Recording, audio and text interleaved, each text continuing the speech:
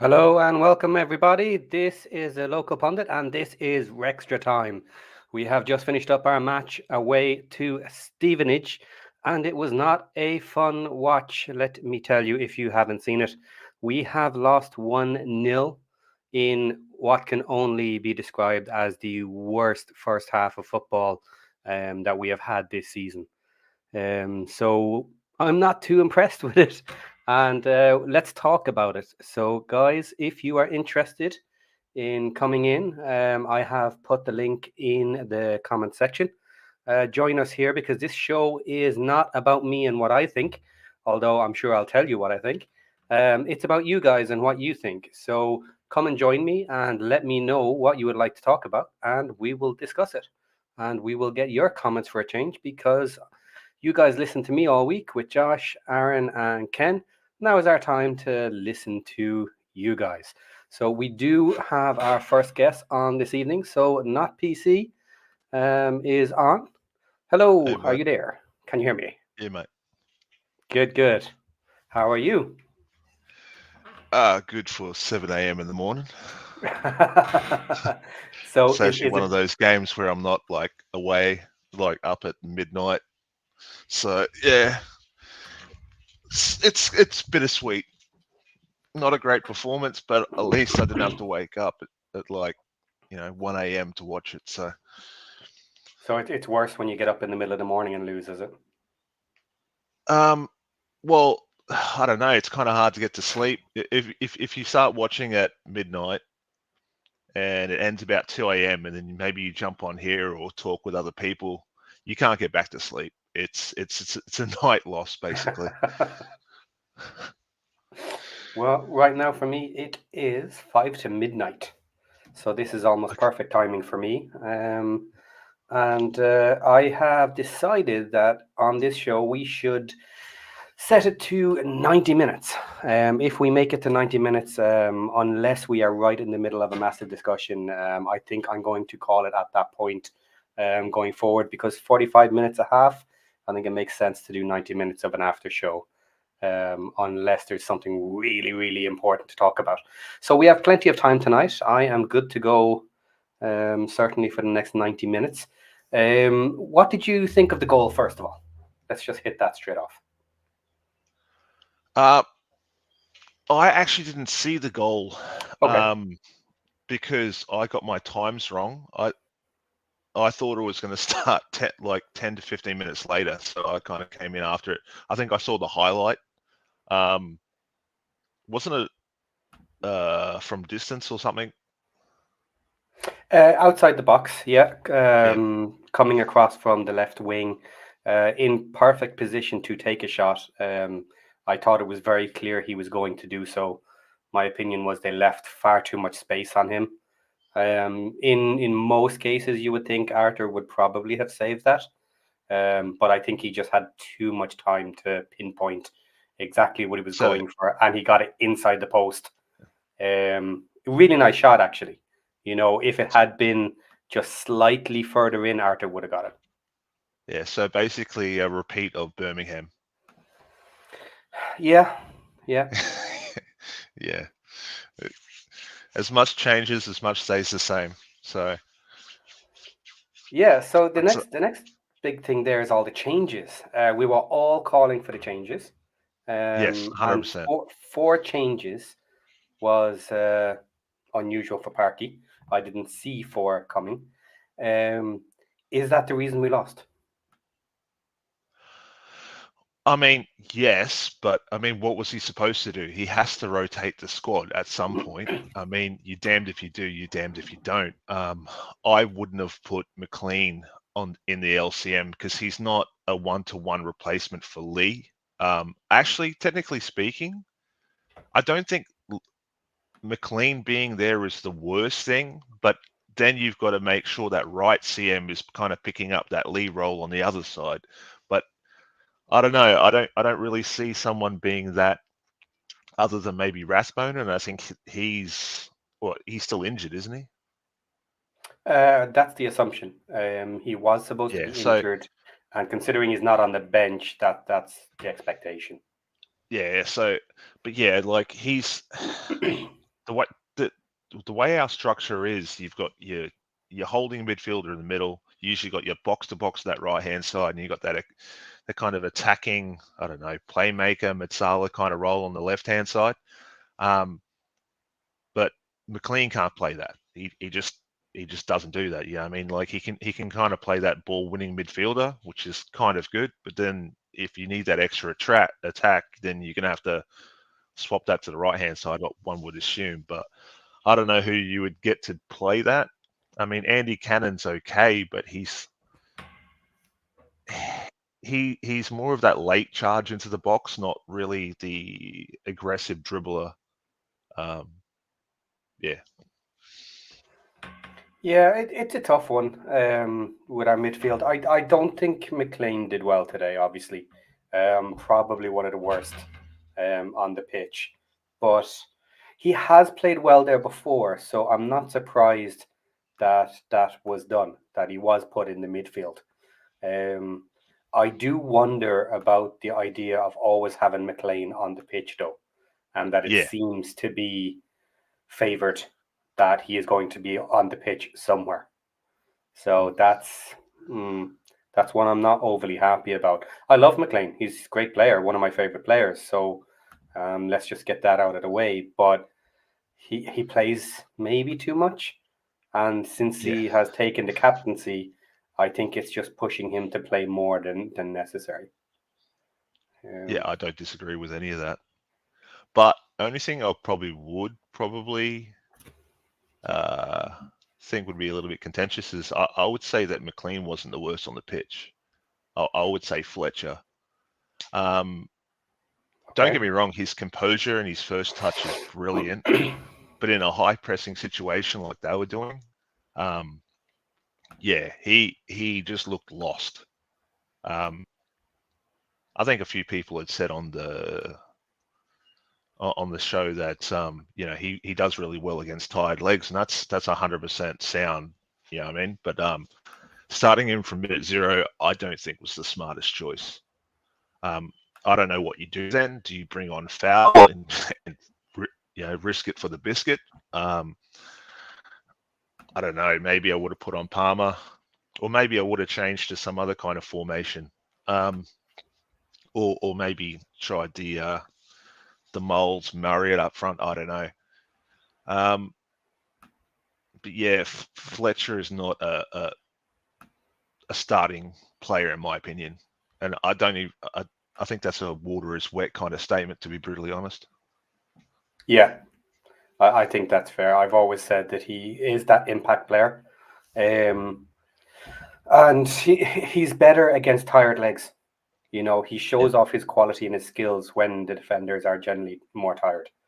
So that The thing is, usually works. he has that skill, but I mean, he's a bit long in the tooth, man. You know what I mean? Like I wouldn't be surprised if he retires at the end of the season. Oh yeah, yeah, So, absolutely. you know, it makes sense, you know what I mean? Like when you have that kind of skill, but you don't have the stamina you did, let's say a decade ago, then yeah, you're a perfect little impact sub. But you know, if that's the way you're going at it, that's perfectly fine, but you can't make him something he's not. Yeah, agreed. Anybody else you think had a particularly bad day? Uh, I don't know. I mean, I wouldn't say O'Connell played poorly, but I think that I probably would have put on Lewis Brunt because he plays that kind of Cluith role, whereas O'Connell, you can kind of see when he came to that right centre back role, he didn't know how to really link up with the wing back the way that Cluith would have. But I know that for Brunt, that would have been like 101. You know what I mean? So, Okay. but as I said, he didn't necessarily play badly. It just you could see the moment he went from that central centre back position that he just he seemed out of position, to be brutally honest. So yeah. Yeah, I have the list here from FotMob, and I'm showing it on screen. So I'll just briefly go through it. So our weakest is McLean at 5.6. according to them. Then 5.8 is Evans. 6.1 we have O'Connor and Fletcher. 6.3 is Dobson. I missed Marriott. Marriott is a 5.7, so he is down as bad as McLean. Do you agree with that? Do you think Marriott was poor? I don't think he got a lot of service, and to be brutally honest, the way that they were pressing so high up, these guys were pinging balls that they were never going to get. It just wasn't going to happen. So, and actually, that's weird. They've got O'Connell in the middle, but I already saw him on that right-hand side. Yeah, I that's just from the line-out mistake, I think. Okay. Originally, when But they yeah, put it as in. I said, like that first half, they were just pressing like maniacs, and it's what they should have done.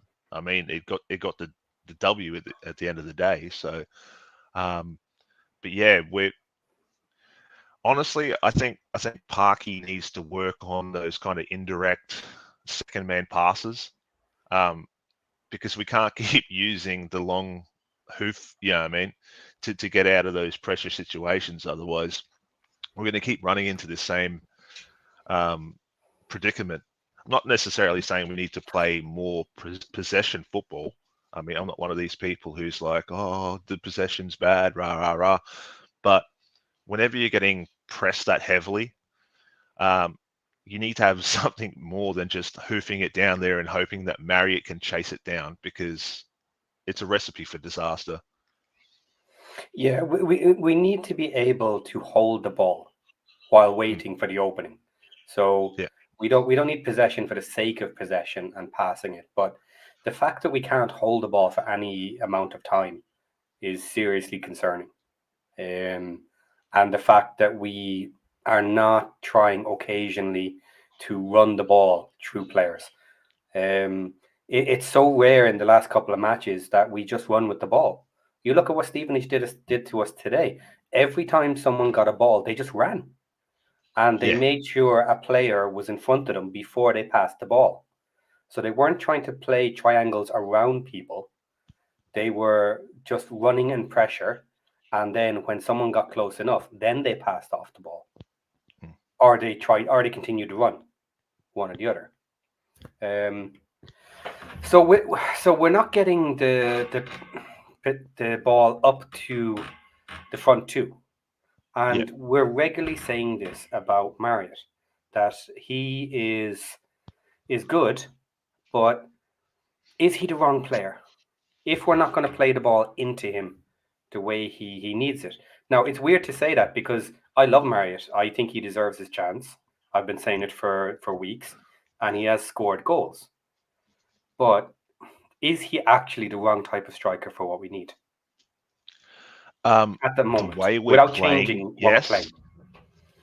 Yeah, I was going to say the way we're playing, yes, because as I said, whenever we play against good sides, especially the ones that press high up, like don't get me wrong, they didn't press that high in the second half. It was mostly the first Yeah, half, but yeah, these are the kind of games where I reckon Mullen in form is better, because he's a lot better at chasing those balls down.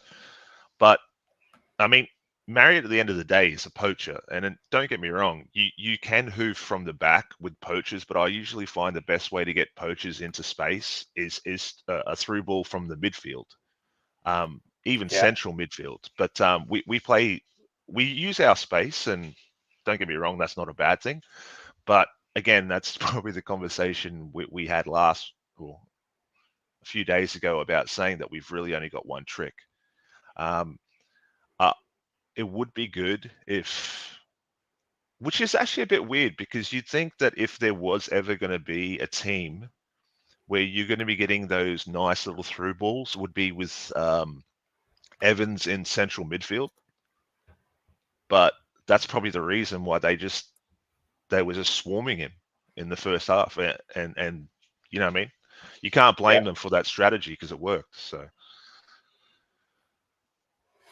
Yeah, they keep the pressure on us, and how can we not work around this? It drives me mad that we play so well against difficult teams, and then just fall apart against these weaker teams. And I was saying it earlier on the watch along.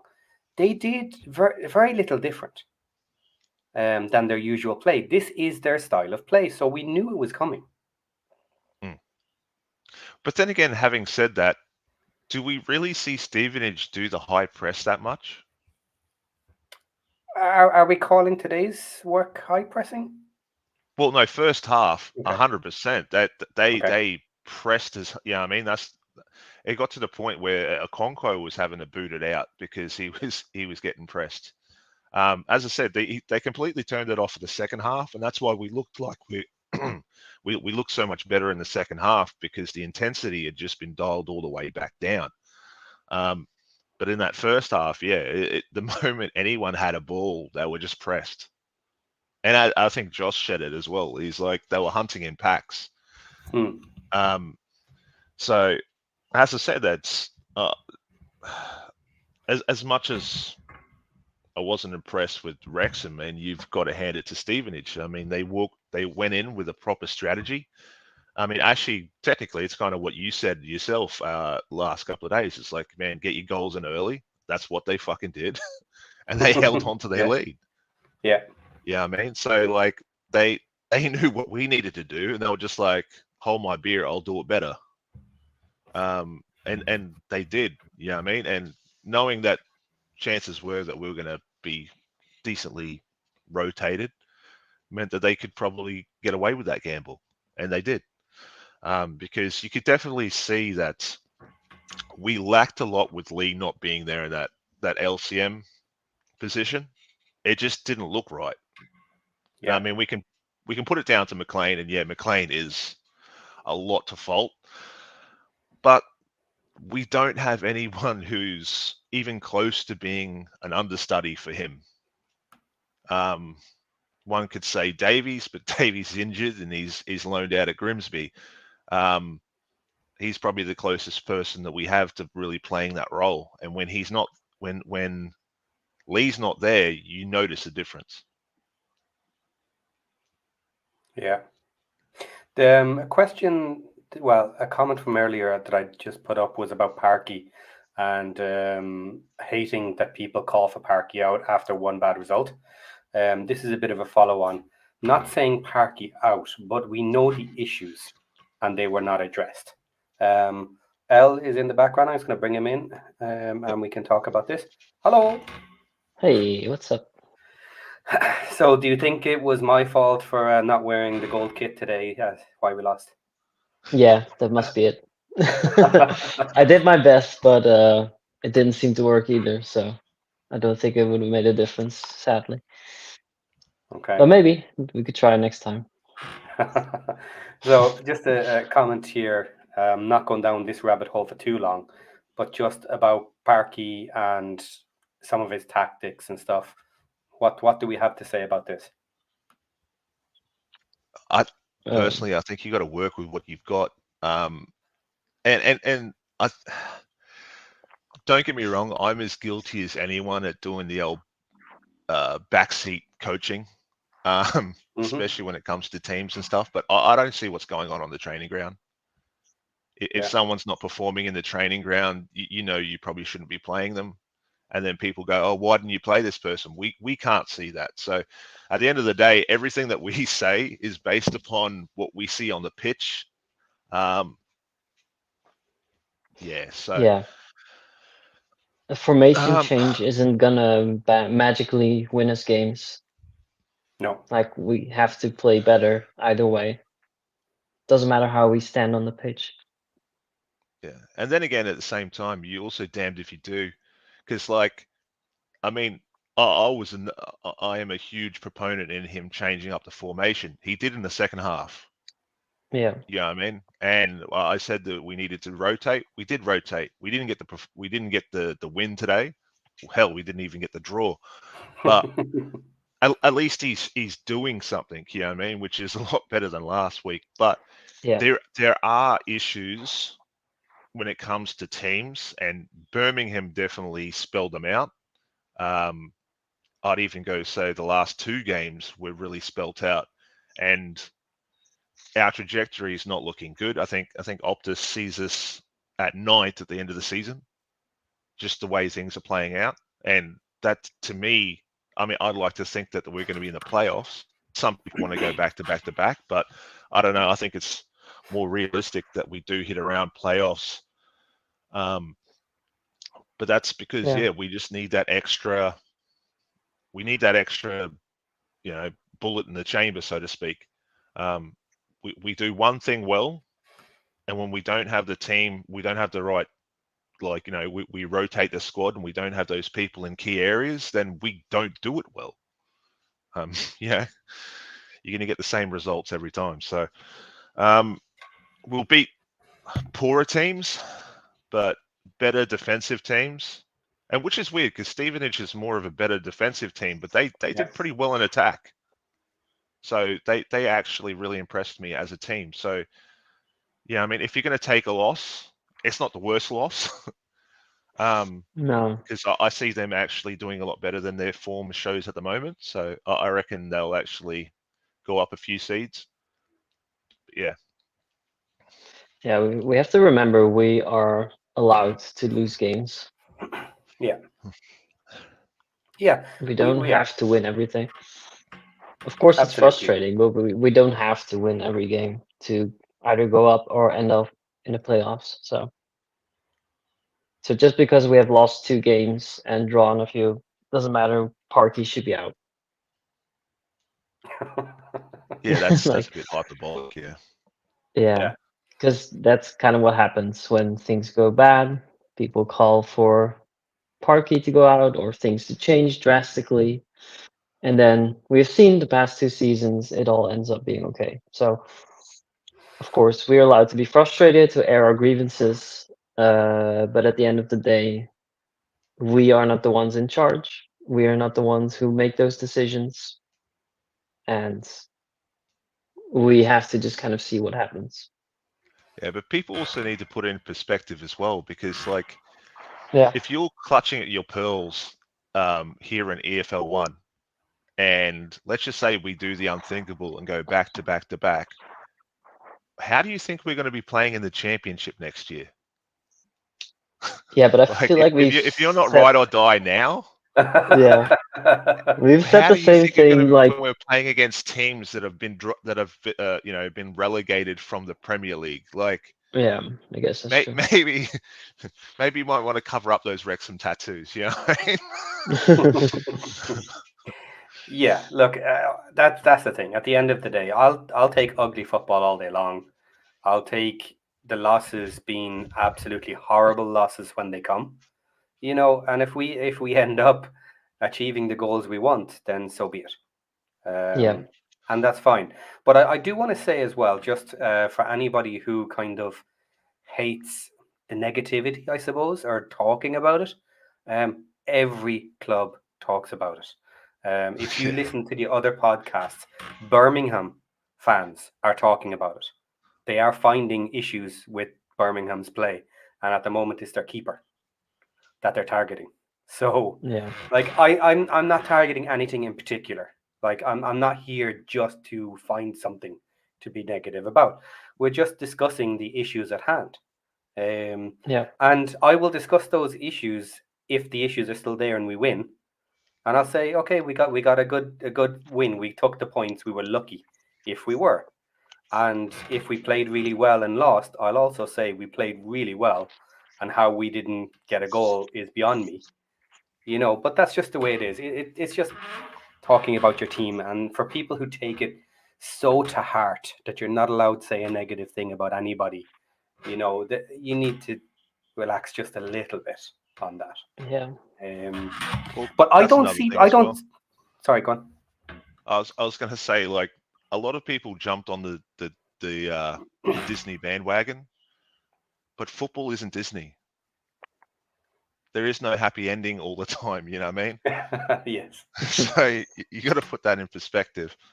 But at the same time, I mean, even though we may talk about some of the issues on the pitch and maybe, on the training ground, that's a lot better than most clubs. Most clubs are complaining about the back room staff and being in trade embargo, so they can't get new players, and the fact that like Manchester City, where they got like 115 points maybe going to be dropped or something like that. So I mean, these are things about tactics and future proofing the team for maybe a potential promotion.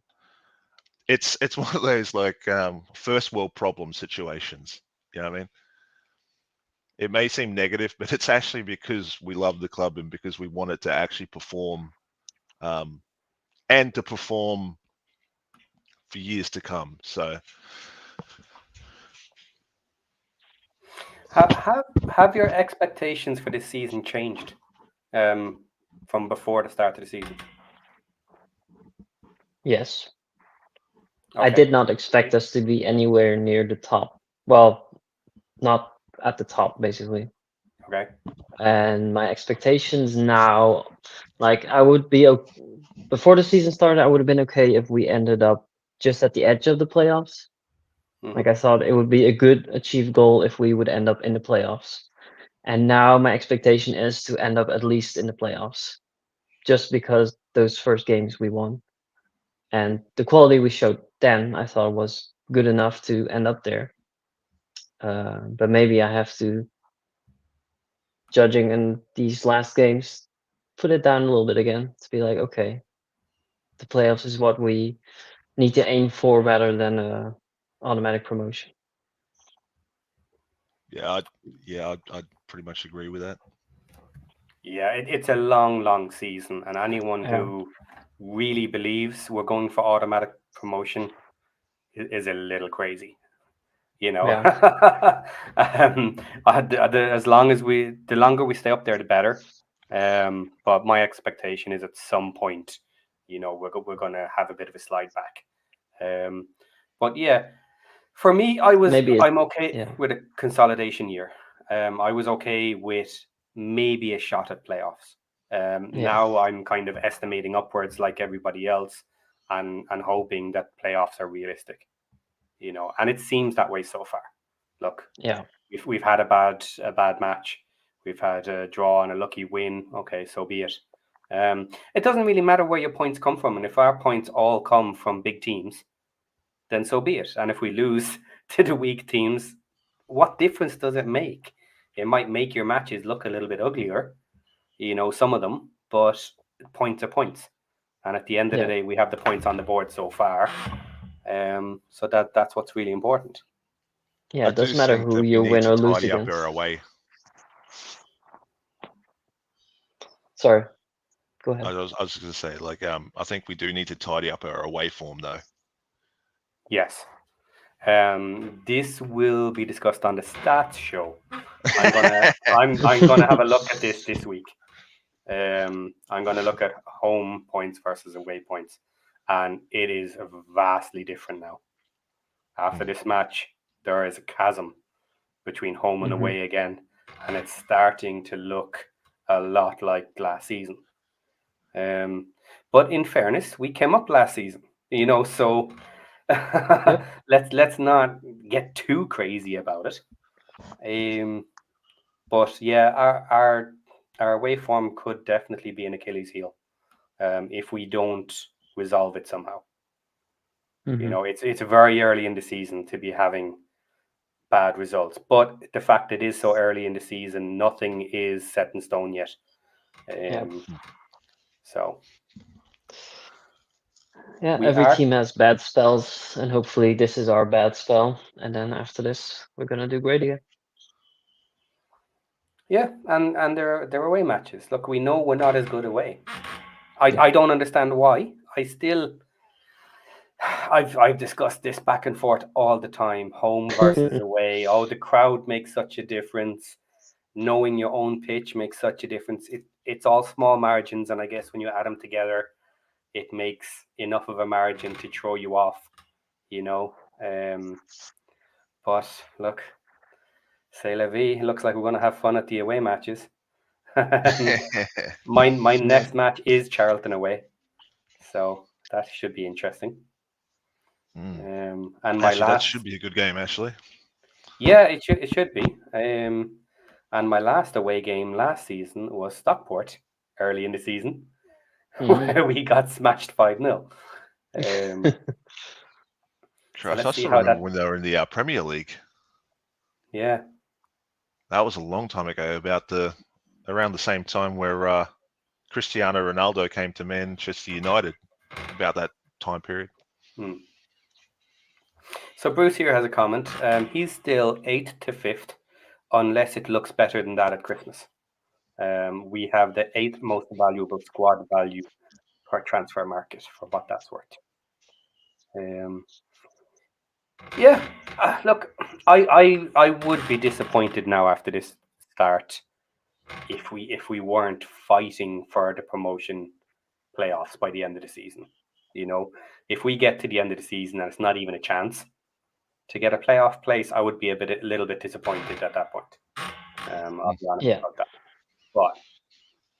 But we live and learn. And look, if we do the unthinkable and go up this season, next season is going to be a very interesting season of survival football. And people are really going to have Is interesting the word you really want to use? I would be saying scary, because it's a completely different ball game. It's one thing being the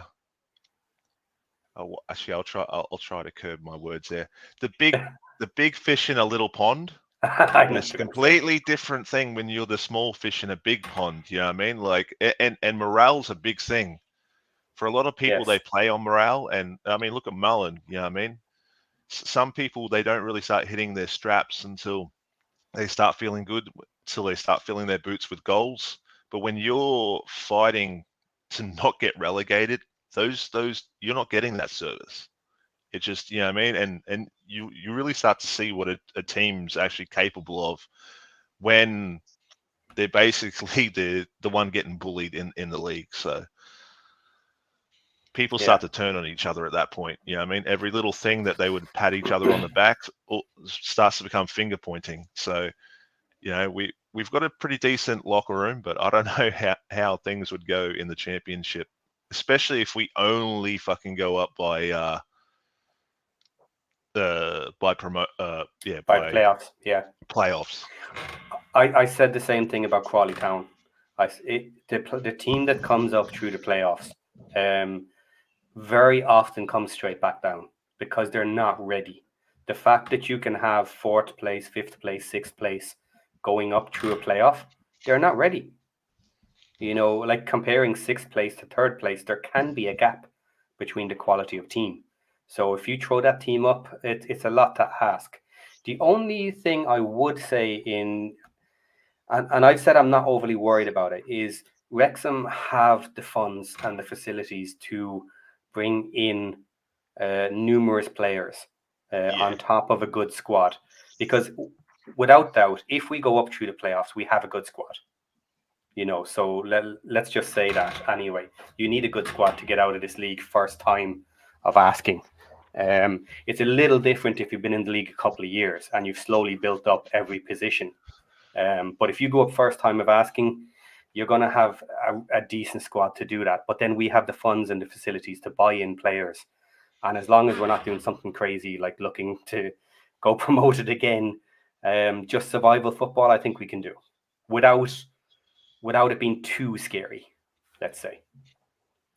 That's my opinion on it. Other people disagree. Other people say, no, the championship is way too strong and there's no such thing as an easy survival in your first year in the championship. Yeah. But how good is it that we're even having that conversation? Yes. Considering absolutely. Yeah, I mean, we were in the It is National crazy to League, think and about. like people thought they might even go down from there. So, yeah, I mean, the very fact that we're even having these conversations is actually such a good thing, especially for the town.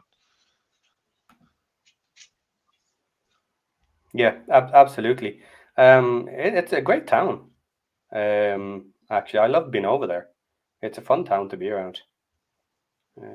Okay, hip karma here. To kind of come back to that point too, I Okay. just wanted to say that we did think that this league would have been way harder than it seems to be right now. That there would be a lot more teams contending for the top. So I don't want to get ahead of ourselves, but we don't know what it's going to be if we end up in a championship too. You never know what's going to happen. Okay. Let me pull up the table, because in answer to that, just at the moment, it's still too early, obviously. But let's leave out first place, right? Because we're not worried about Birmingham too much. I'm just going to take them out for the moment because they're already a couple of points ahead. So we've got 17 points and down to 13 points. That's only a 4-point gap. You have second place us down to 13th place. So that is 11 teams at the moment. And others are close enough to do a run, of course. But that's 11 teams within 4 points of being in promotion playoffs and stealing that second place. So there's a lot of teams there still.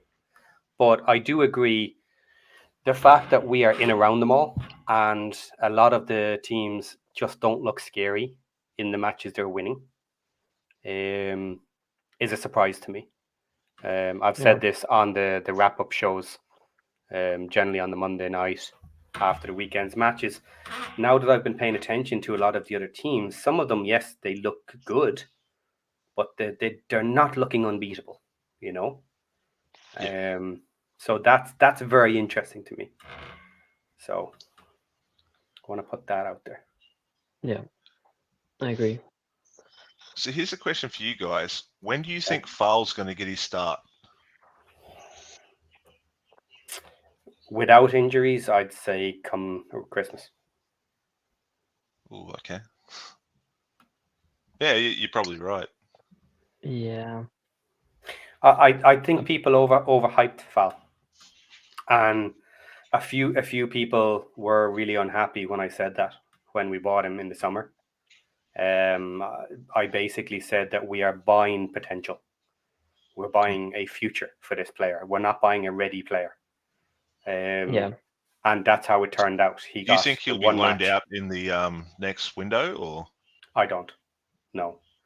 I think he was brought in for us, but I think it could take up to 6 months of training with the team, learning everything, especially with Parky maybe wanting him to do a slightly different role.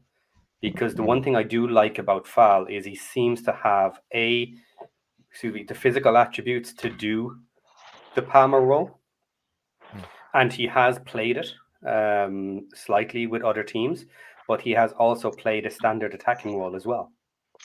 So having the double threat, in theory, if he becomes good enough, could be the same as having both a Palmer / a Marriott on at the same time.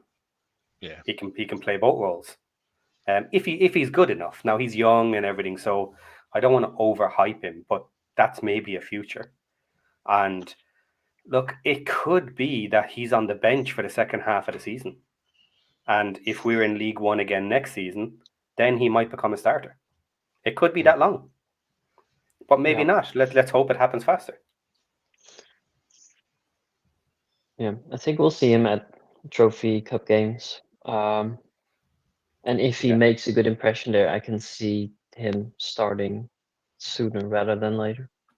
Just to build up like the future proof, as you said, Paddy. Yeah, so some injuries might come into play here and might get him some time.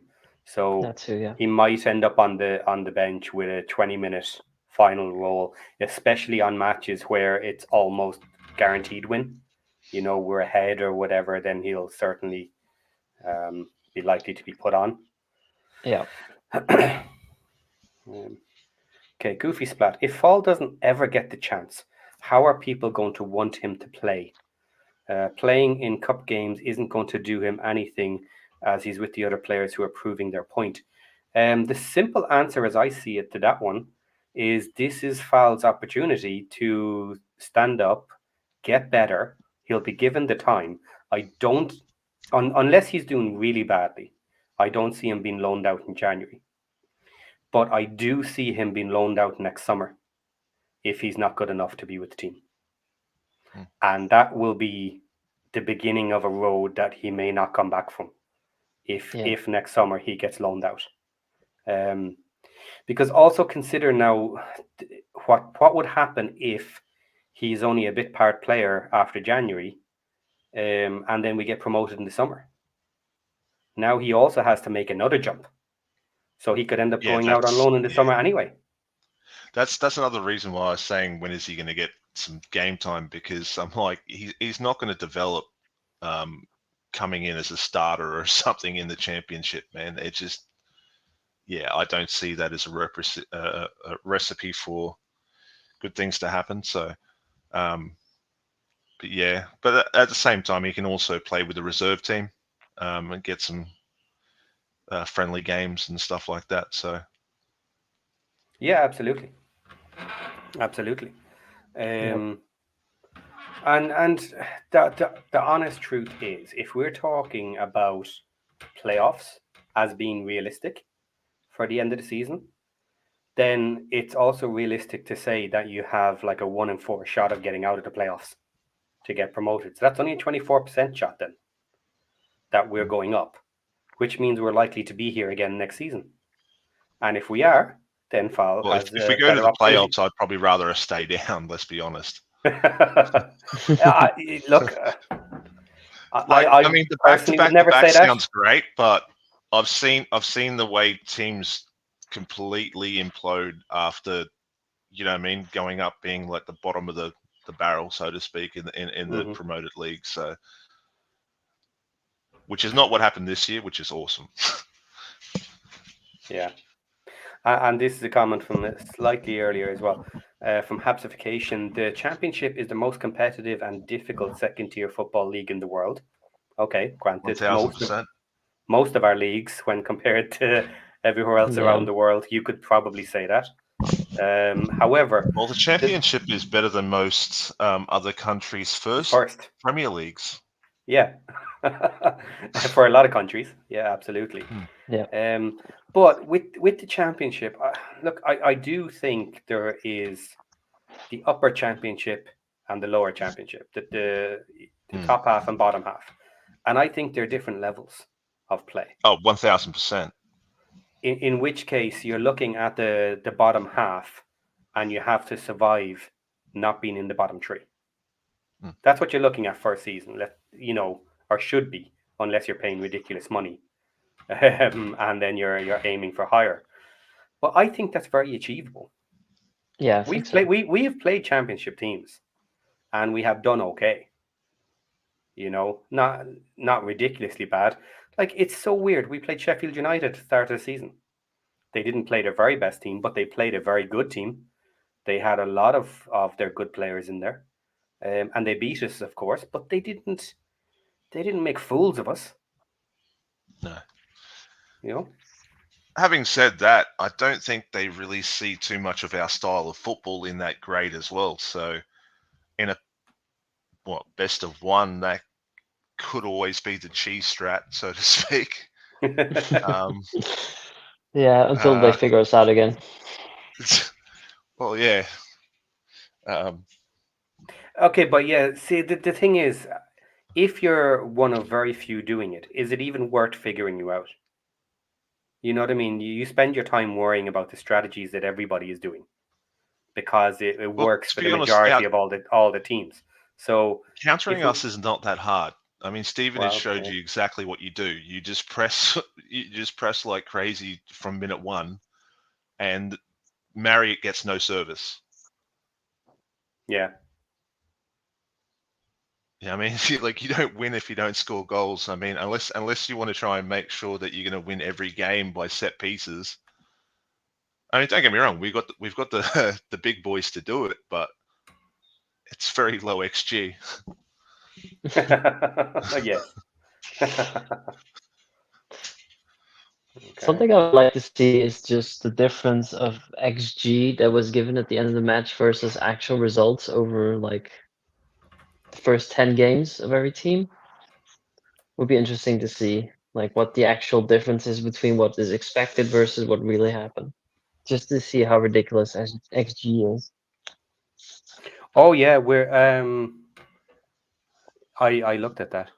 For us, it's ridiculous. We're at about 50%. The XG is at about 50% of the goals scored for us.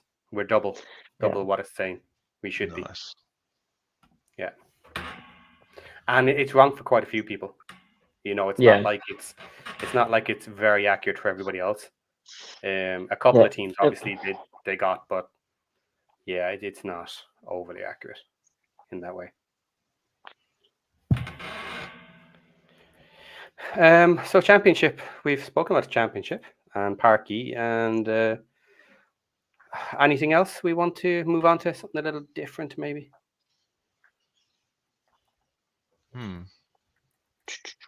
Evans injury. Have you guys talked Evans about that? injury? No, we haven't discussed Evans injury. What are we going to do without Evans? Yeah. Yeah. I was very excited that he came back, and now, of course, we don't know what's going to happen with him. And yeah, it didn't look too good either. No, he didn't make a good impression, but he just came back, of course. So, and last match he did make a difference. I felt like so.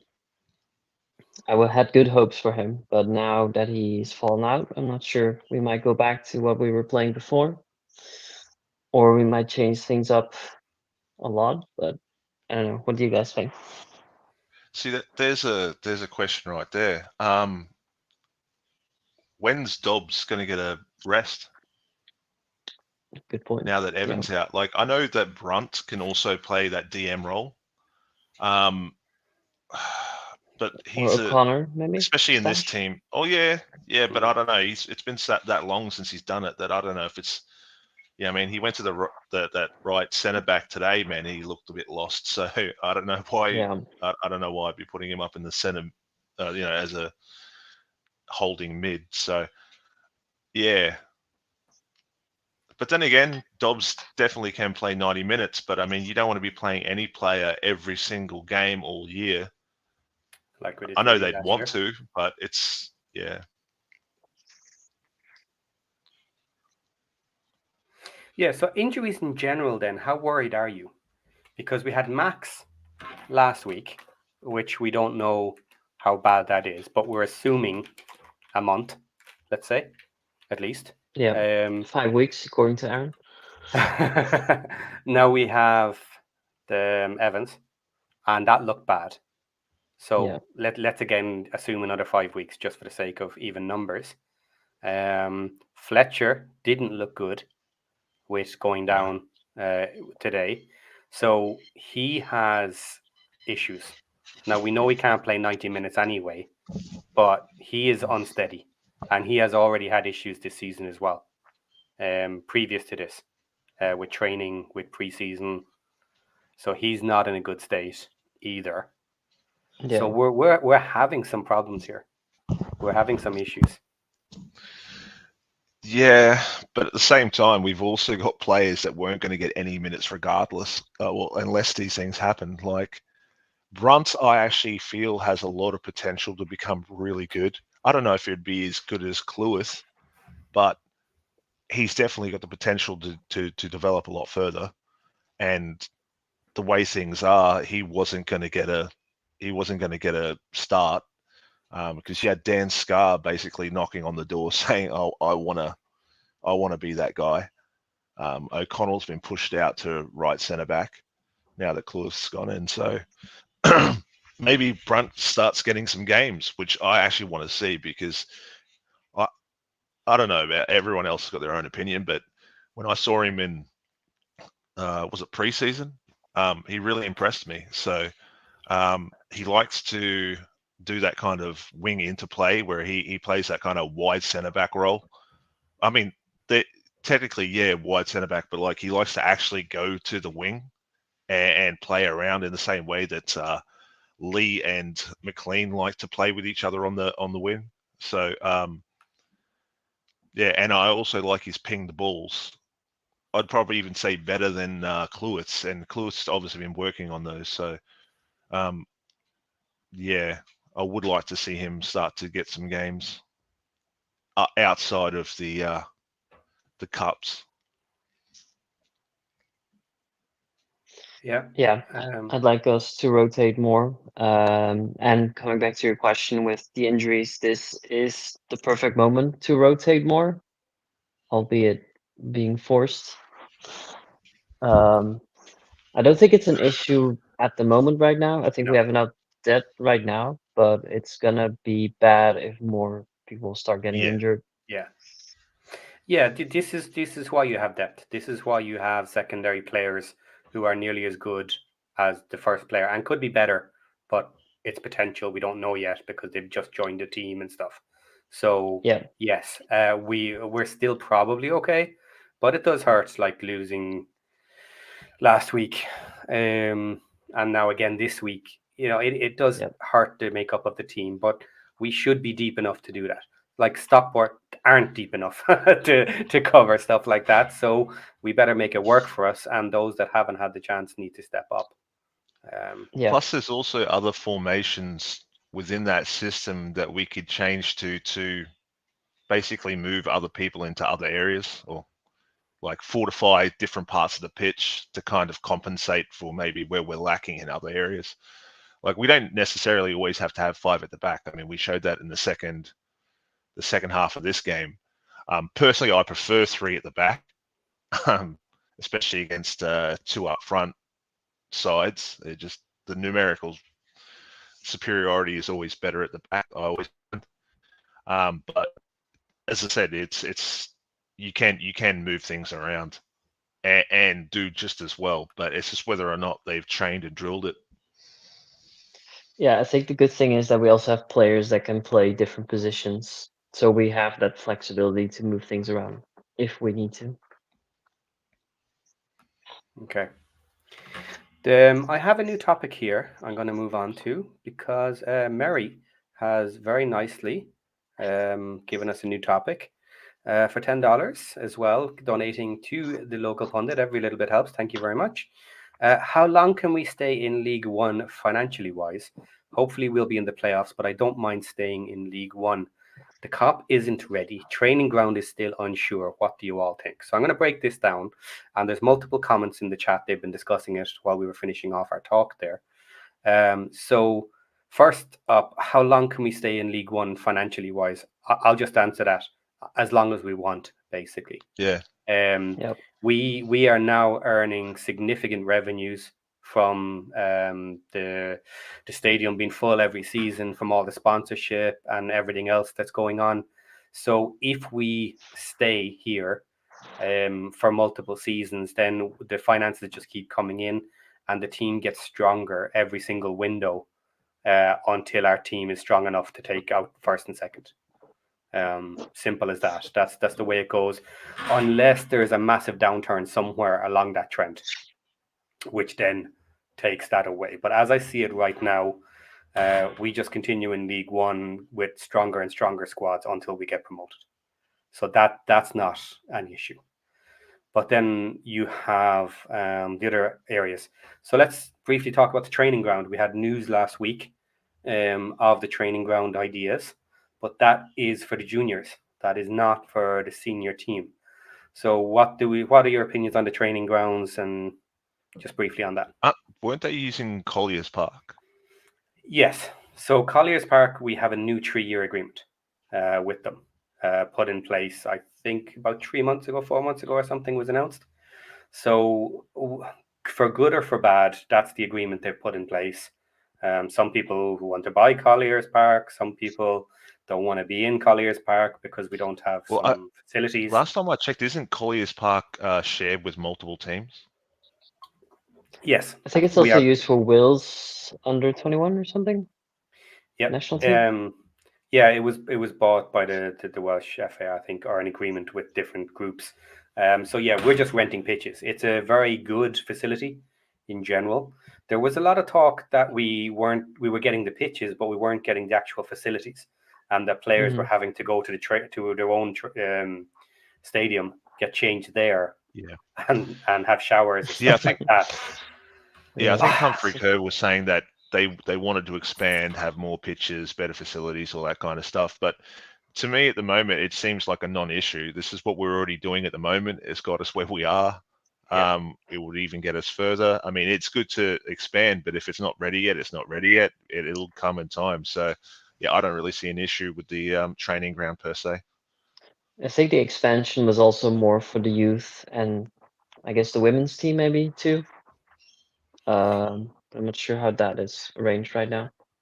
So the issue I would have with the training ground is potentially you might lose some players from coming here, because you look at other teams around us in League One and especially up at Championship level, they have top facilities. And if you're going to spend most of your time training outside of your stadium, you want somewhere nice to go to work every day. Um, so, look, that is a potential issue. It's not the biggest issue in the world. As long as you have somewhere to train, you can get over it and deal with the facilities. The one thing it might do is keep big heads out of the club who feel like they need the top facilities and everything else, and I'm the best in the They world. don't want to go camping. I deserve this, and I'm not willing to put up with a few little issues here and there as a team. Maybe that'll be helpful. So maybe the little boy we lost to Bolton, maybe there's some issues like that. But yeah, so we have Collier's Green for the senior team for 3 years, so that seems to be sorted for now. Then we have the school, which is being developed now.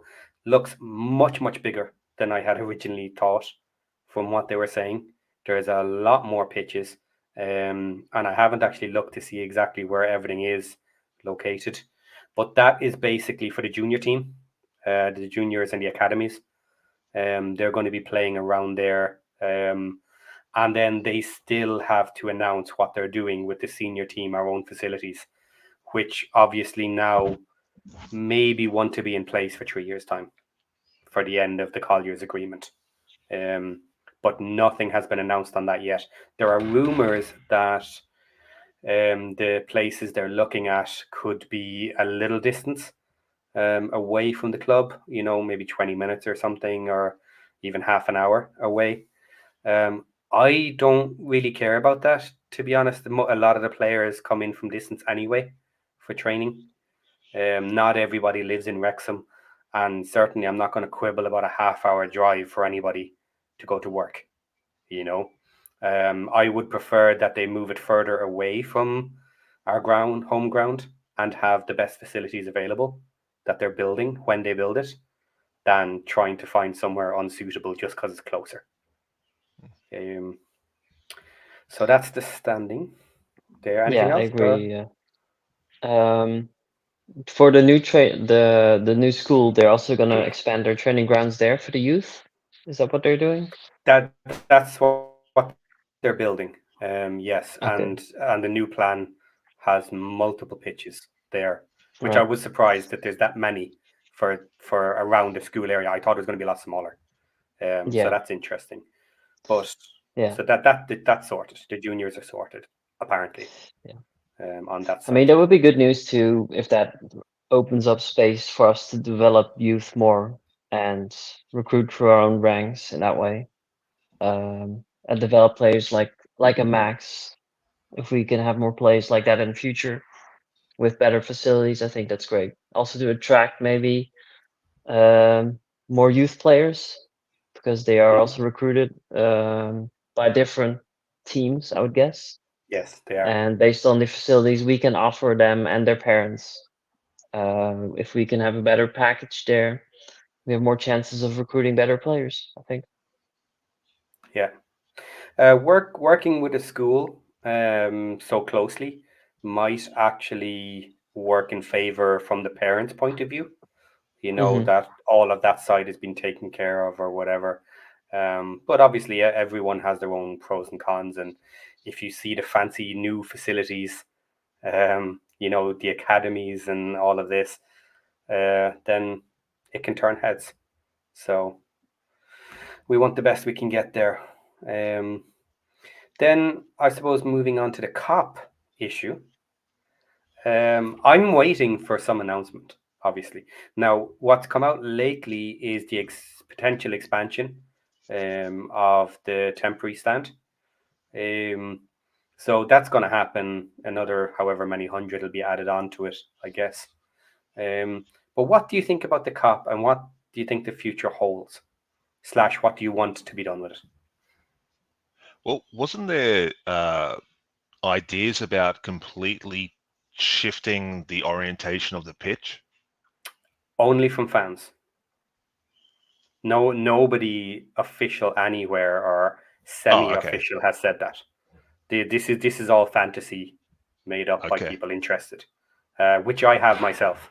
And Yeah. if I can get around to doing it, I would love to do a lovely video on what the options are for going up to 55,000 stadiums Sounds like good and stuff content. like that.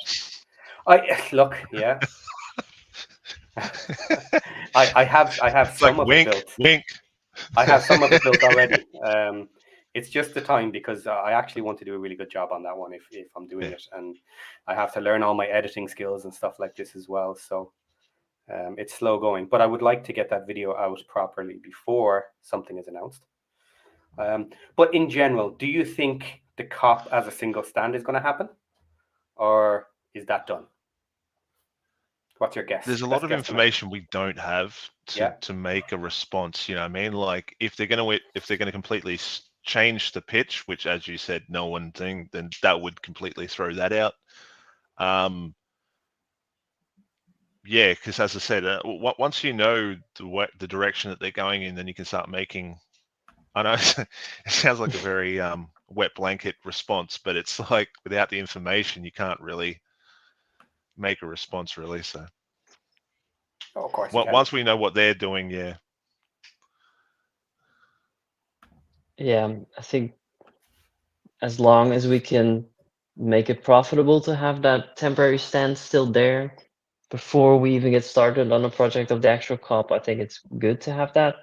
And if we can expand it further without interfering with the COP development, then I think it's fine. And we should do that if we can expand it more. But yeah, if we don't have enough information of what the actual plan is and what the status of that is, then we can't really say anything useful about it. But in theory, if we can expand it further without interfering any projects, then I think it's okay. And we should try to do that just to get more seats there. Yeah, it's But kind of when it my comes to take the on it. temp stand, is it still not covered yet? They're not No, and allowed to, I it think. won't be. They won't. Yeah, they're not allowed to.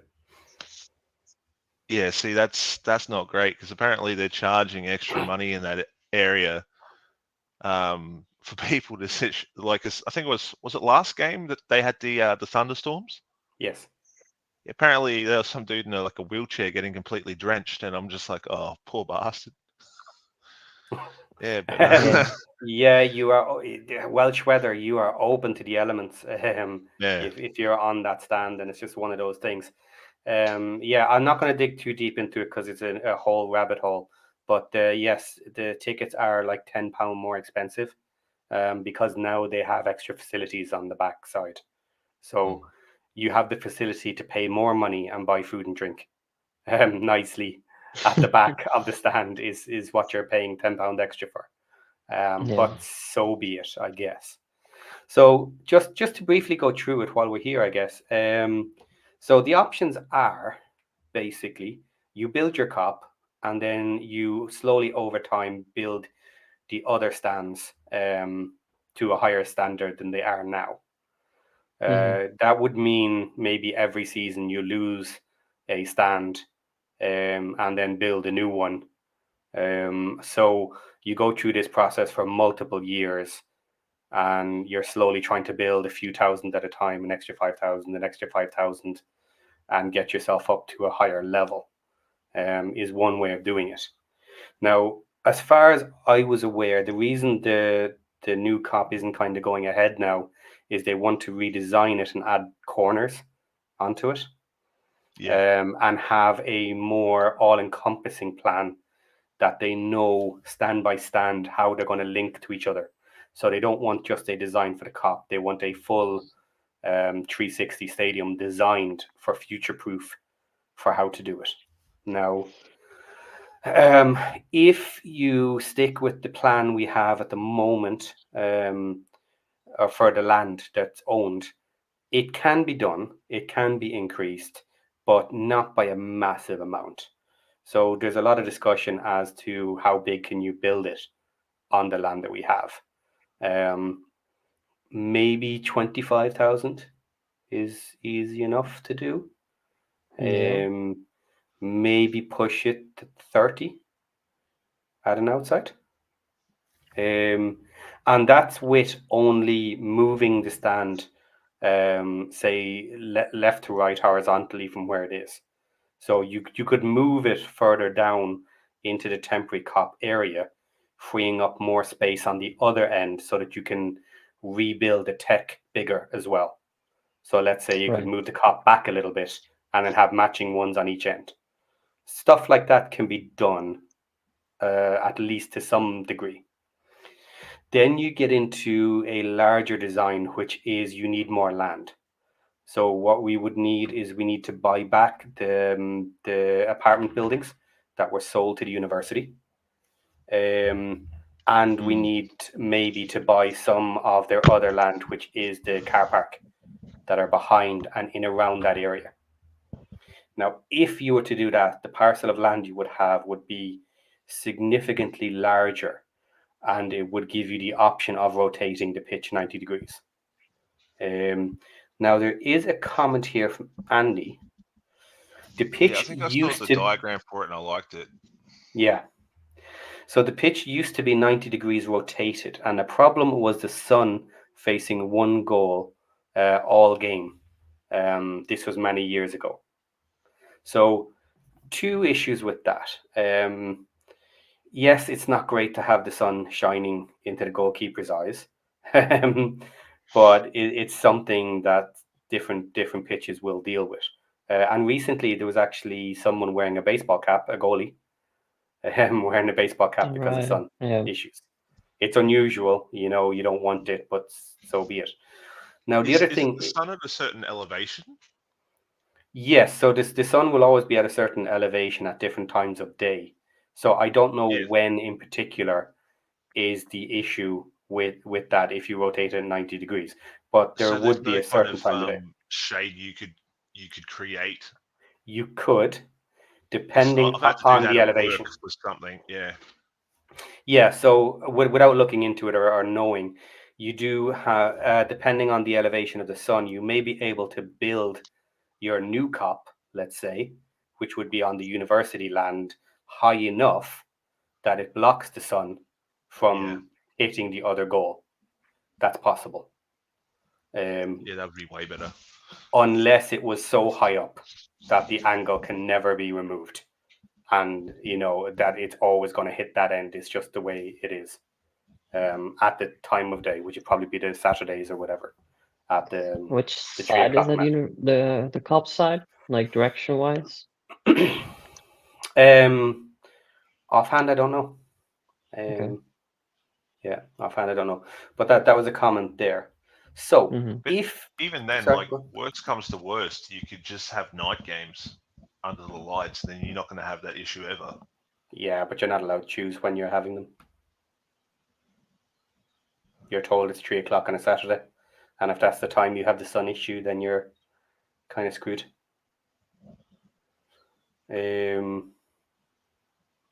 But so then the last one is if you did that, rotated the pitch, right? What you Mm-hmm. would end up with is the Mold Road stand, which has the unusual sloping sides on it. That would Mm-hmm. become one of the cop ends, kind of. And then that would be the short end of the pitch. Then it would Right. go long ways, the other 90 degrees, and then you would have two long sides, and then you would have your new cop at the far end. Right.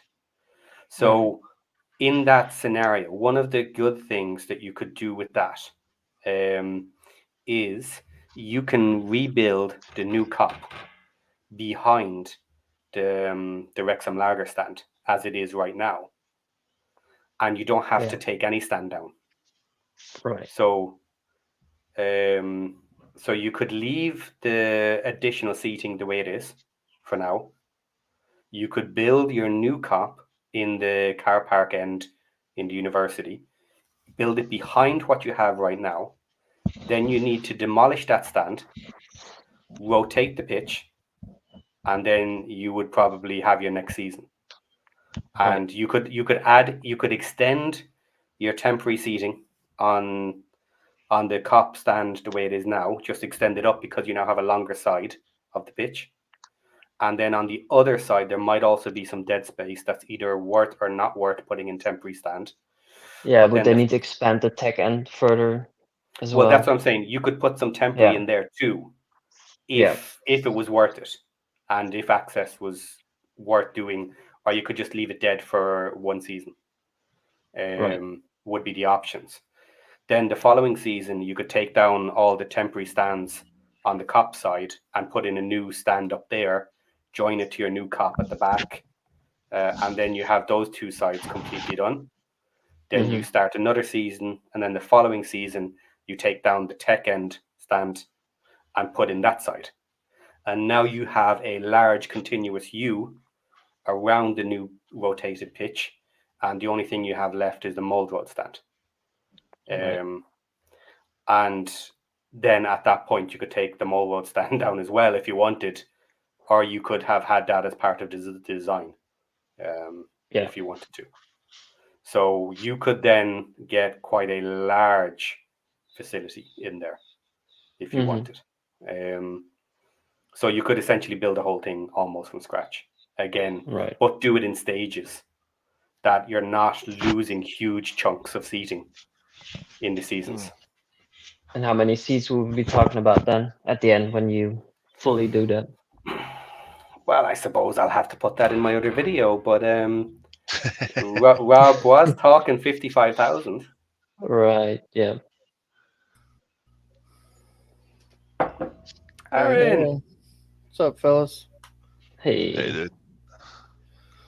Oh, well, that was tough. Wasn't much I already fun. Indeed. forgot about the game with all Yeah, this talk about the cup. I just popped in. I just had a few minutes. I figured I'd pop in. Um, so I mean, I'm sure you guys have already dove well into it, but what's everybody's overall thoughts? I mean, mine are midfield wasn't good enough. I think they did a good job of outnumbering our midfield, though, using their formation to outnumber our midfield, which I think is actually what happened at Birmingham too, because it's a very similar formation, and so I think they exploited that. McLean probably doesn't need to be playing in the midfield.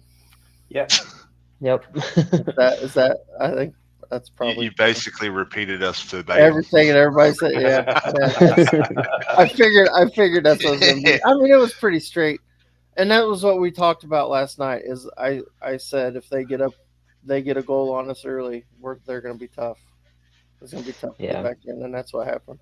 We looked better when we went to the 4-4-2, but that was because we had the extra midfielder, and we were able to break through that press. They pressed really well. That Well, press was good. Yeah, I'd say they actually dialed back the press in the second half, man. Yeah. So it's not like a 1-for-1 with the first half. Not So well, but yes and no. But they were still pressing. They still pressed. Maybe not as yeah, but hard. not like they were in the first half, man. It was like they were Duracell bunnies for the first half, and then they just let's just. But then again, I mean, you can't really press like that at EFL One standard. Yeah, I mean, for 90 minutes plus. I mean, yeah, I mean, I would say, unless you got the kind of squad depth to do that, yeah, I mean, yeah, it's tough. It is tough. You can't press like that all game. But it's still. We definitely looked better. Even I mean, once we got the extra midfielder help, but it didn't matter. They had us pegged, and we just couldn't create anything. Um, looked a lot like some of the games we had last year, where it was just hoofing the ball anytime the press got close. Weren't working through the midfield. I don't think Evans was great even before he got hurt. Um, yeah, it was tough. It's also, you got to remember that was a change side, so it was a different look. So it's not. I don't think it's all doom and gloom either. I mean, we're still in a good spot. I think if you'd have told us, if we'd have been in this spot right now, anybody said we'll be in after this game, we'll be in second place. I think we'd all said, absolutely, I'll take that at the Yeah, for beginning of sure. the season. Is anybody? I mean, I don't think anybody thought we'd be legitimately at the top of the league at this point. Well, So that's fine until you ask the same question every single week, and then all of a sudden we're in 12th place, and you're still asking the question. Well, I think if everybody no, at some point it's no longer working. but at some point you get to So the point where no, you wouldn't have been happy. But because yeah, I think I was pretty adamant that I thought as long as we were pushing towards the playoffs, I'd be happy. You know what I mean? yeah. Like I felt like as long as at the end of the season we were in a fight to try to get into the playoffs, that'd be fun. I'd be happy with that as a season. All right, so Aaron, yeah. do you think that Parky would improve the team if he started implementing more indirect passing? And for those who are listening who don't know what that means, it's basically when you pass to someone else to try and get around something. So you kind of like a pinball machine. You pass into one person, but that person is deflecting it onto the actual third person. In that game where you're getting really heavily pressed, instead of just hoofing it down the pitch, would it be better for us to start actually doing that more in training? Well, maybe because I'll tell you, we tried it and we turned the ball over quite a bit actually. Ooh, okay. If you watch what they did try that with it. I mean, there were a lot of times where it was a one touch, that quick pop, and you're trying to just get to somebody else, and we turned the ball over. So we weren't very good at it. And so I don't know, maybe that's something he has worked on, and he just thought, okay, we're just not good at it, and so we don't want to do it, or is it something we just don't work on enough, and we need to work on it more and get into better patterns of play where we know where we're going to be. That might be part of it too, because the way we play, it's we just break down the field, and we don't have patterns of play where I know where you're going to be, you know where I'm going to be, we know where he's going to be. We don't play that way because we are so direct. And so I think when we try to play that way, it just doesn't work because we don't do it enough. I think we kind of do that on the wings, but just not in the center back in the midfield. Yeah. Because, I mean, there seems to be really good interplay between, let's say, Lee and McLean. Yeah, or Revan. They'll work those little triangles, and you'll have like the striker will come out and get involved in that too. but it does from the back, not so much. Yeah, no, we don't. It's I don't know. It's a hard one. I mean, some people say, yeah, we should do more of that, and they could be right. I don't know. It's hard to say. I mean, it's just not Parky style. That's the thing. Yeah. So it's back. I think that it should be more balanced, though. I don't think putting all your attributes in one camp is always going to do the best. You know what I mean? So like if we had a bit of both, it would be better, and it would also make us a lot less unpredictable. You know what I mean? So I agree. Okay. One thing I will say there, I think being unpredictable is sometimes a little bit overrated. Because if you're predictable, but you are good enough at doing it, then you can win. And it doesn't matter that they know what you're going to do.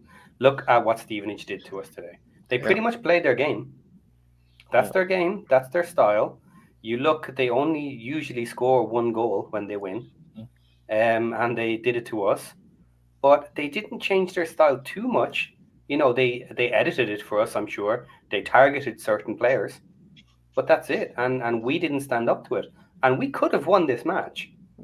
They still gave us opportunities to do it. We still got into the box enough times. We still got up there. We got crosses over there. No one was on it, but they have a very strong defense. Now, if we know this defense is that strong, maybe we need to edit our tactics if our tactics don't work with what they do. And I think maybe that's something that we need to look at, when talking about strategies, is knowing when our strategy is not going to work or is at least less likely to work, where you do need to change something. So leading on from that just a little bit, and it's not necessarily the same thing, but Matt, I'll put up a question there I want to put to you. What did everyone think of the 3-4-3, three strikers up the front today? He doubts we have practiced it very much, but he was certain we'd score with it. What did you guys think when we went 3-4-3? Wasn't it a 4-4-2 sure diamond? I didn't think it was. To me, it was a 4-4-2 diamond. Yeah, it was a 4-4-2 diamond. Went to it was four at the back of the diamond. You put Mullen at the tip of the diamond, and you had the three midfielders. Lee is that kind of Bitzala on the left hand side. Okay. Yeah. Andy Cannon on the right hand. Yeah, it was a 4-4-2 diamond. Yeah, that's what it was. That's the same thing he did. That's the exact same thing last season. That's his go-to. Did you like it? Oh, I did. I mean, I thought that's what we needed. I actually posted in the chat. I think you guys missed it. I posted that in the chat at halftime. I popped in because I was listening to the game, and then I hopped back into the stream, and I posted in the chat and said, we need to go to that diamond because we need to create something, and our midfield was getting overran. But technically speaking, you could do the same thing with a 5-2-2-1. Mm-hmm. Yeah, and you could literally still have Barney and Revan in there where they actually really need to be, so to speak. You could take our infield and invert it, and play like the two defensive mids and one attacking mid. Switch it around, and then exactly. That's because I'm not a big fan of four at the back systems if one of the fullbacks isn't inverting, because I mean I don't know about you, man, but maybe it's just my preference, but I need at least three people back for the counter attack. Yeah. When you've got that four at the back and you've got two fullbacks bombing up, then you've only really got two people back there, and that's a recipe for disaster. So yeah, unless you're you could drop one of your defensive mids deeper too, instead of the inverted wing, instead of the one inverted. That's actually a good thing as well, because Brunt likes to play likes to play that halfback role. Mm-hmm. Yeah, that could be something to think about for the future. Yeah. Yeah, I don't know. He's not going to get away from that 5-3-2, but it's just, yeah, I don't know. We're going to have games like this. Yeah, 100%. It's just going to be. We're just min-maxing at this point. Yeah, exactly. But we can play Northampton and score 5 goals and everybody will be happy again. So you just never know. Well, this is the interesting thing. How many teams do we think are going to give us the ball and let us play, like we did today? Not that many. Most are going to attack us.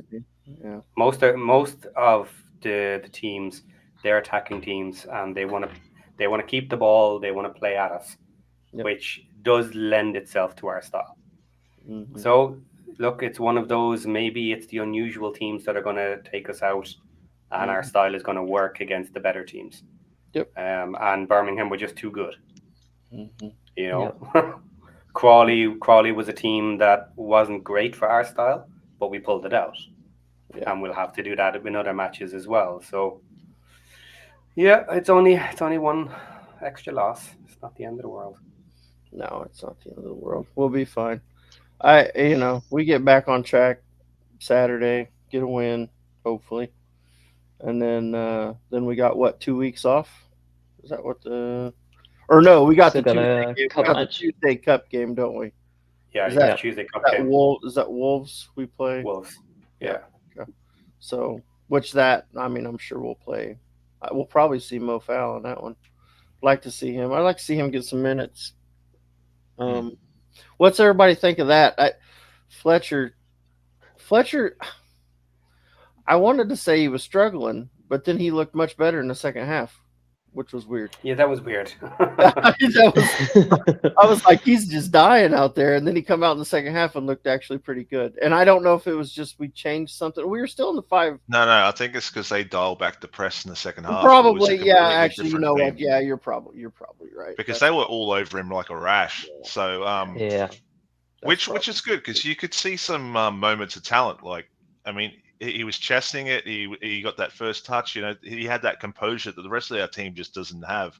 But when you've got 3 people basically running full slog at you, then there's not much you can do. And especially when they're cutting off passing lanes, so you've got no one to flick it on to. So, but yeah, as we've already said, man, he really shouldn't have been there from minute 0. It's not his. No, I think that was because we didn't get who we wanted in the summer. And we wanted that Palmer replacement, and we didn't get one.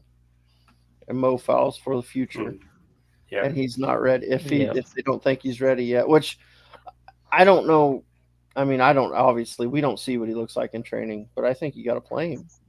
I think you got to put him out there at least. Let him get some minutes. I mean, because the dude he scored 18 goals last season in League 2, so he can't be terrible.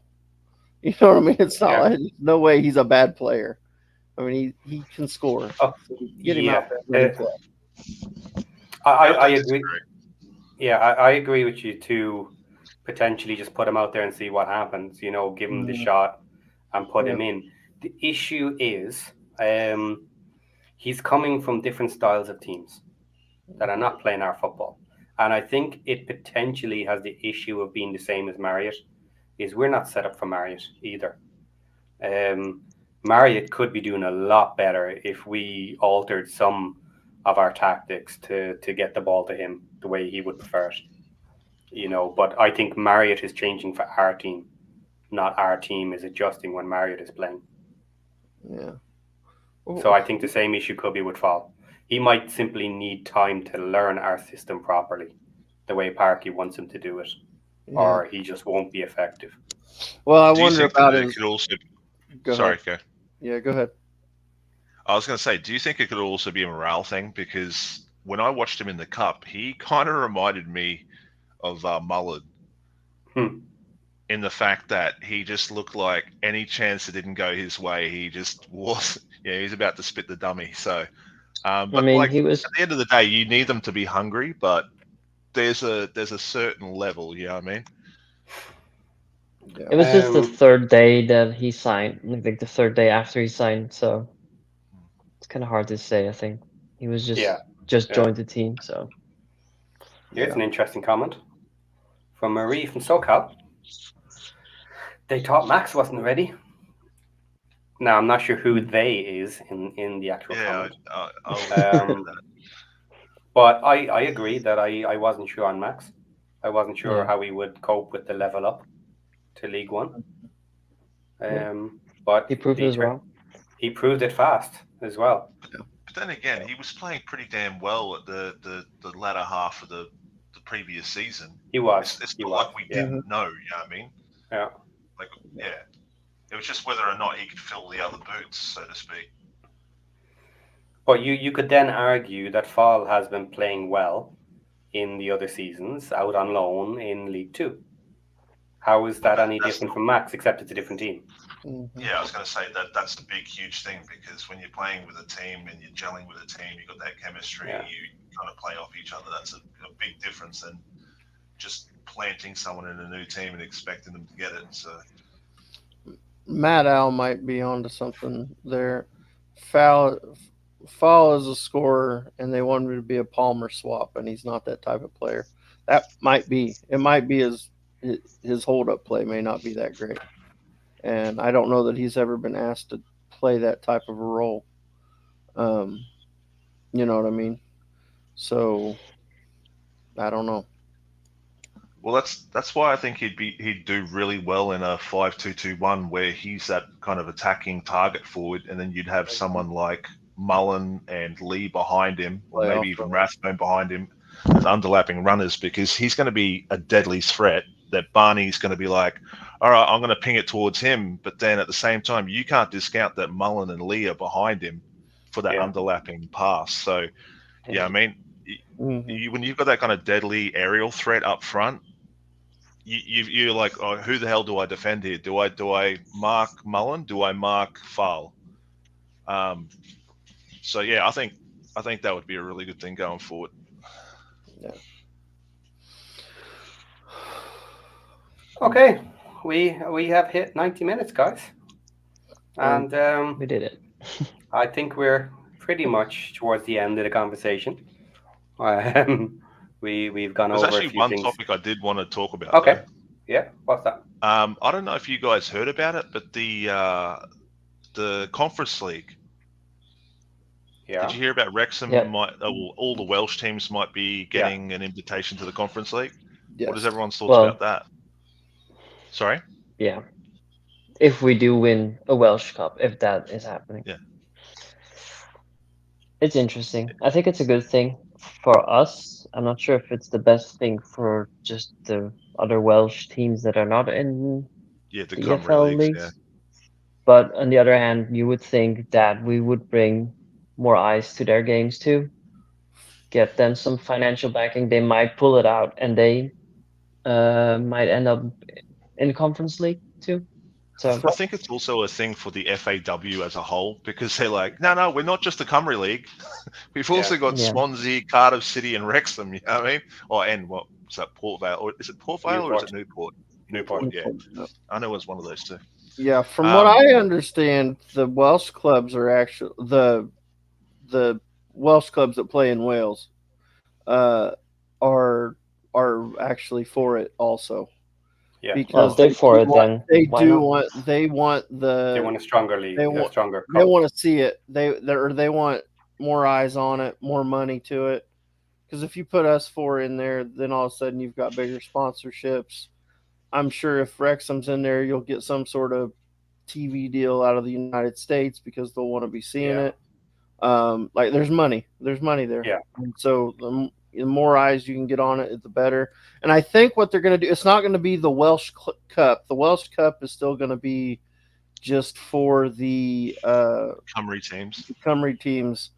It'll be the Welsh League Cup is what they're calling it. And basically it's a third spot for into Europe. Is what they're wanting to do, a third European spot. And then they're also, the thinking is if you get one of the bigger teams in there, assuming one of the bigger teams qualify, then they do better in Europe, and then the UEFA ranking for Wales goes up. And then you could possibly even get more spots into Europe. There's actually two levels of spots, which is the interesting part about it, because you can get qualification into a qualification section, and you can get direct entry qualification. So as you become higher in the tables for the Welsh Cup, then you get direct entry instead of just getting into the qualifying rounds. So very often when they're going through to the qualifying rounds, they get a very low level team, a European team, and very often they lose to them. So it's not a crazy interesting European match. Whereas if these clubs come in and join, everything comes up, and then the spot actually becomes a main qualifying spot. So you're going in a level up before you even start in that scenario. Now, it would take probably the first year of the clubs going in and doing well in order to bring this up. But that's the idea, is that they were one of the clubs. Essentially, it would kind of be a three-way run between ourselves, Swansea and Cardiff. Most likely every season, one of us is going to win it. And that team has to go through and do well. But the better they can do there, the higher all the rankings go, and the better everything's get. Right. I've been seeing mixed signals from the EFL side of it. Is that, do we think the EFL is going to not want that, or do we think the EFL is not going to care? because I think what happens is if I understand it right, and I may be wrong here, but from what I was trying to look into some of this. If I understand it correctly, if we have a pathway through the Welsh system into Europe, we can't qualify through the English system. Yeah. So That's let's what I say if was we were to wondering win too. the FA Cup, but we were doing the Welsh thing also, we wouldn't be allowed to qualify for Europe through the FA Cup. Yeah. So Would that mean we were not allowed to play the FA Cup at all? I think we No. can still play. I think we still play it, but we just can't qualify. It becomes like the same scenario where the winner of the Premier League wins the FA Cup. You're not winning two entries into the competition. Right. Yeah. So in this scenario that we managed to win it, they would just say that, well, because of you're entering a different competition, you won't get it, and second place will be entered, or it'll be given to someone else according to ranking systems. But the likelihood of us getting in through those scenarios at the moment are extremely small, and still will be, even if we go up to Championship, and even if we go up to lower end of the Prem. Like, your chances of still winning the FA Cup is still small, you know.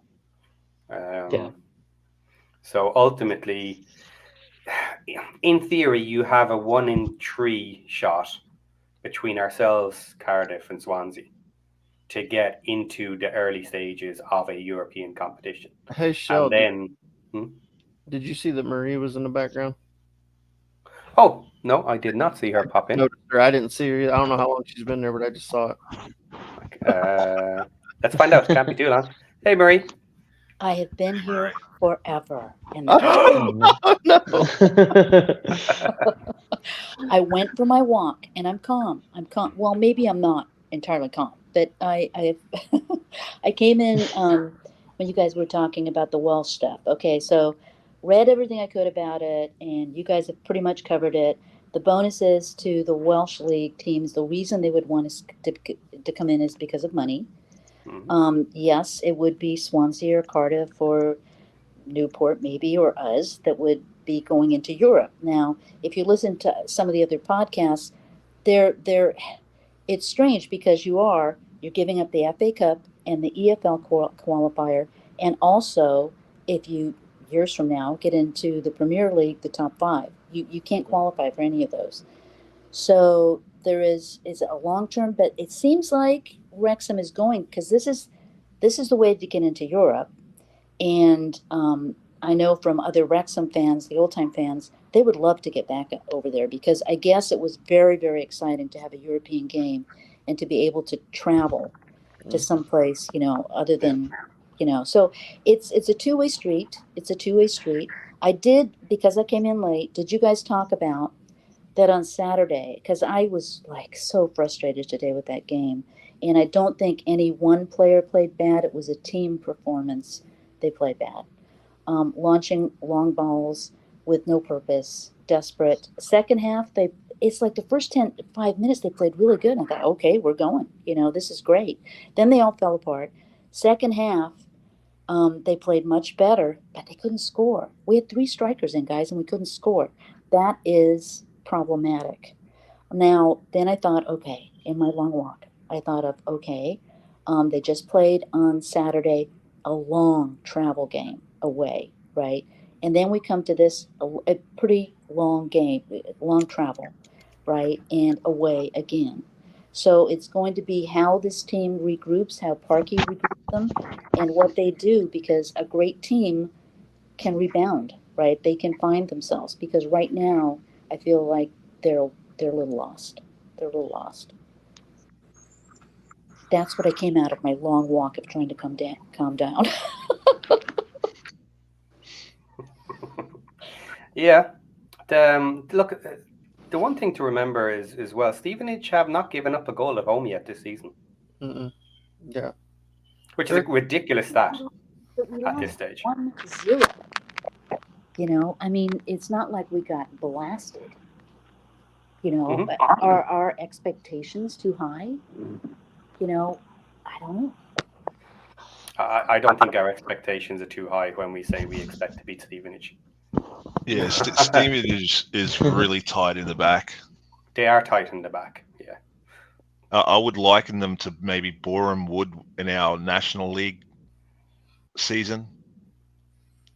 They were basically, the same kind of team. They're just really hard to break down, but didn't really score too many goals, and that's why they weren't really at the top. But yeah, they could take an easy game off you just from just getting one goal. So we all come to the conclusion that the midfield is the one that kind of broke down. Yeah, midfield today was the issue. Yeah. Which, of course, coming in with all this recruiting, we thought, oh, God, what a great midfield. Yeah. Well, I think... So what happened? I think you had a midfield, for one, that hadn't played together. For two, you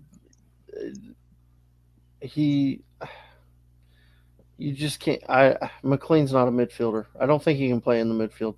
I think his speed lets him down. I think he's too slow. And then, Evans, I don't know. Evans has been up and down this year. When he came on Saturday and they brought him in, that looked really good. But today he didn't up until he got hurt. So I'm not sure what to think about Evans. So I have a question because I don't know this. How many do we sign to? Have we still got that one spot on our permanent team that's open? Yep. Okay. Yep. We've got that. So what happens if you have a player, because I think there's a rule, if say Evans is like, totally hurt and he's gone for the season, do we get to replace him as well? No. No. So you're stuck. Okay. So you're stuck there, but you've still got this other spot. Yep. That we left before open. the January window. Yep. Anytime you want. Yeah. Yeah. If there's a free agent out there that we want, we can go get him, which I think. Let me just throw a name out there. But just to be clear, we are not allowed to sign someone who is playing for another team. Right, it has to be a free agent. It has to be someone who is not playing. It can be a free agent from another country, right? You just have to go through the visa process. Technically, yes, but extremely difficult, yes. It's a hard enough thing to do, but technically you could. Just throwing it out there because I know he was one that we were linked to in the summer. Joe Morrell is still a free agent.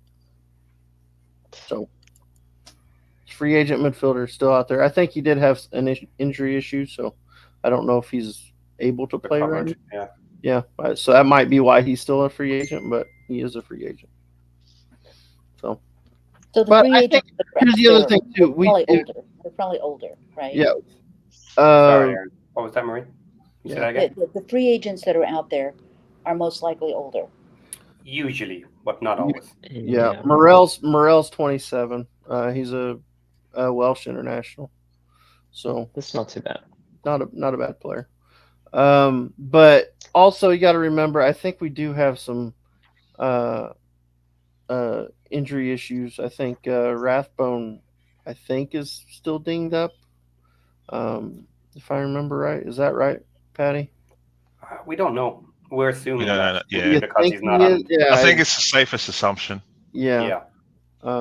Just the fact that he hasn't even been on the bench, I would assume he's hurt. So are we thinking at this point that, okay, Max is hurt, Evans is hurt, Rathbone may be hurt.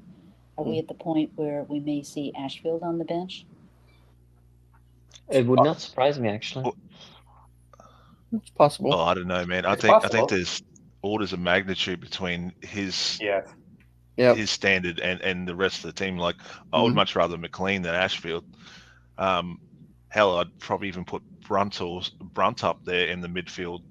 We also have JJ. Forward. Oh yeah. Well, we're forgetting JJ. Yeah. Oh man. Good call. He is registered, isn't he? He played not too long ago. Actually, he came. That's right. He came on as a Ford sub. Is not registered, right? Ford isn't registered. Yeah, Fordy's not. Yeah. Okay. It's 40. It's not registered. That's right. Is he? Well, yeah. What about? Is he hurt? Did he get hurt, or is he just not been in the team? No, JJ. I meant JJ. Is JJ's not registered. JJ's in the not cup. registered. He played in the How, cup. how is Josh, by the way? Is he slumped Oh, at a bar okay. someplace having a tequila? I mean, is he okay? Oh no, I think we'll get a very a grumpy Josh on the Wrexham reaction later. But I will say Um, something. We said that the midfield is not great, but our tactical system pretty much like skips it a lot of the time. You know what I mean? We Mhm. put balls over the top, or we go out through the wing backs, and a lot of the time, the only time the mids actually ever touch the ball is when it gets passed backwards from the wing backs pushing up the line. So I'd like to see more passes through the center of midfield. I mean, don't get me wrong, you get some through Dobson, but like if you did a stat for where the ball's actually being passed through the network, you'd probably find that most of it's going either over the top or down the sidelines. Okay. Sorry, just to go back on a point. JJ is registered according to Racecourse Ramble, so he's probably on top of that. Yeah, he is. Now, Madal did mention that we have 2 spots available. I didn't believe so. Does anybody else think we actually have 2 spots I think available? I was trying to remember. I think we might, because we brought in Fowl, but he didn't take up a spot. He didn't take a spot either. Oh, and Yeah. neither did what's the other guy that came in that was practicing with the team for a while? Yeah, Yeah. Adam. Adam. Josh Adam. Yeah, we have 2 race. And he's under 21 as well. I just looked at the article, and we And have he's with the 20 team as outfield well. players listed. So we have 2 spots left. 2 spots. Okay, we do have 2 spots. Actually, and we've Josh Adam as well. Yeah, we do, and he does play that understudy role for that attacking kind of cam role on the left hand side. So, but maybe they just don't think he's up to snuff to come into the first 11. Maybe. Yeah. Well, we're one We injury. might see him on the bench. away. Yeah, Yeah. might see him on the Hopefully we bench see him soon in the enough. cup.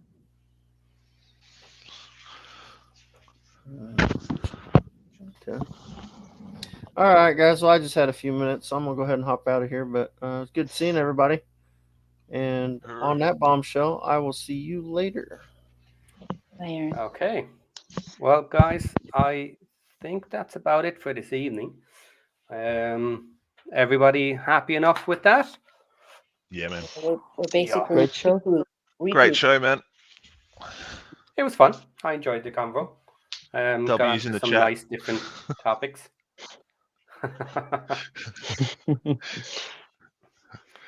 Okay, so like and subscribe, everyone. One in, so I'm going to say on yeah, that. I haven't said that once this evening. On that bombshell. Take care. Ladies, everyone. All right, guys. See ya. See ya. Okay, so everybody, thank you very much for this evening. We had a nice conversation. And what we have figured out is people are interested in the situation with the Welsh Cups and possibly getting a backdoor into Europe. So, Josh, we have to put this together and you have to figure it out for everybody because they want to know and they want to have a show on it. So, you're going to have to do it, buddy. So, on that bombshell, thank you all for the evening and we are out.